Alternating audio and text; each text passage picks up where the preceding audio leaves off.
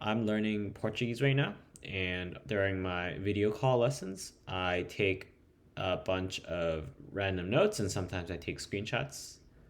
And um, I want to be able to remember what I learned in my lesson, and so I use ChatGPT to help create some audio flashcards to help me get better at listening. So what I did was I went to ChatGPT. I said, give me the flashcards and audio to review if these are raw notes that I took in my language lesson. And I just pasted everything from my Notion doc into here, including the photos. And then I said, okay.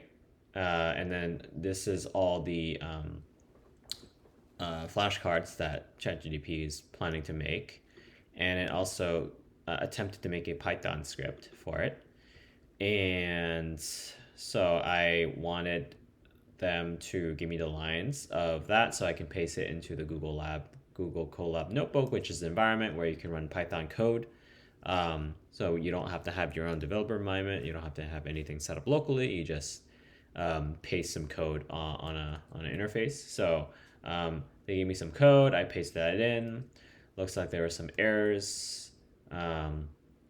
So I basically pasted the error that I got, and they gave me another chance to another piece of code that could work, and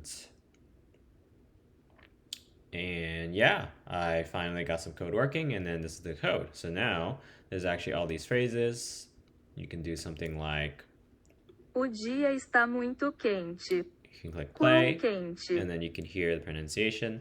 Um, I guess I could take this further and probably ask it to make some flashcards where I have to enter the phrase and it'll tell me if it's right or not. That would be kind of nice, a nice little self-study tool without having to manually create flashcards on another platform like Quizlet or Anki. So yeah, I just wanted to show folks my setup. Hope this helps, and yeah, subscribe if you want to see where this goes.